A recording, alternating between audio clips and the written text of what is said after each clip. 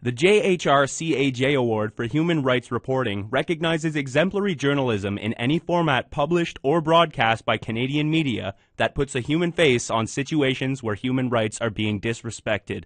In doing so, it seeks accountability from those entrusted with protecting these human rights and shows the cost of their neglect. There are 5 finalists in this category.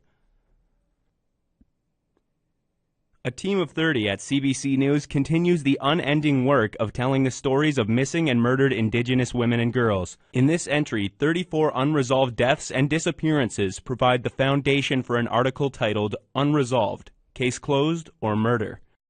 Behind the article lies a continuing evolution of the database CBC has created featuring known information on over 1,000 MMIW cases. The ones featured in this article give weight to the continued calls to reopen their cases and seek out those responsible. From CBC News The National, Dirty Work by Nala Ayed and Tracy Seeley. Unscrupulous employers around the world use children to do dangerous, illegal work, often under conditions of servitude. In India, an organization fights the complacency over this reality and the corruption that allows it to continue. It frees children from these harrowing existences. The CBC team accompanied the organization on a day where it visited multiple targets. It's time. Khan storms one alley and Dolly takes on the other.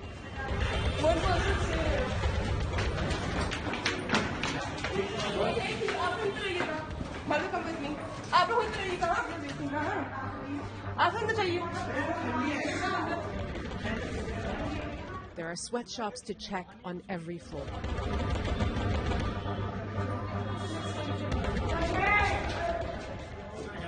Something isn't quite right in this room. Dolly knows exactly what she's looking at.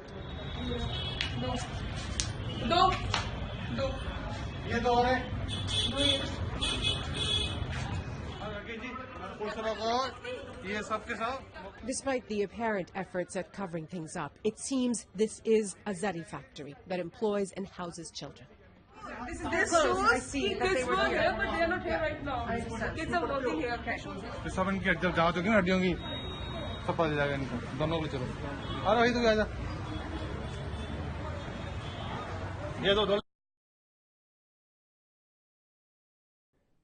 In Nancy MacDonald's second nomination this year, she takes us into her entry titled Canada's Prisons Are the New Residential Schools, published in Maclean's.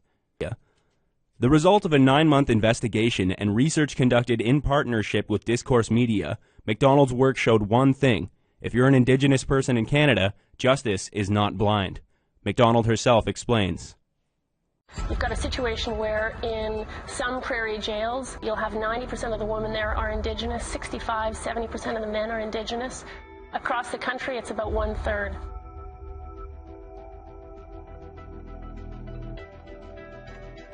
In the U.S., if you're black, you're 6 times more likely to be jailed. In Canada, if you're Indigenous, you're 10 times more likely to be jailed.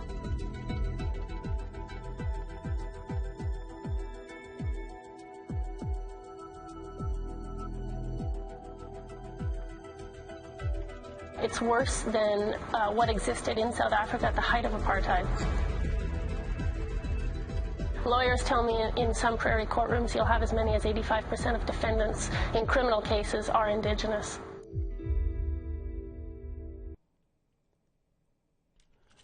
The next entry, Safe House, by freelancers Mark Ellison and Daniel LaFrance, was published online and in print in a unique way with the Toronto Star. Ellison's work was funded through the International Development Reporting Fellowship offered by the Aga Khan Foundation Canada and the CAJ. Using animation, illustration, and video, the pair tell the tale of the cutting season in Tanzania, a 4-week period where young women and girls' genitals are mutilated in the harrowing practice many locals believe remains a sign of passing into womanhood, or, more on point, becoming eligible to be sold to another family as a young bride to be used and abused.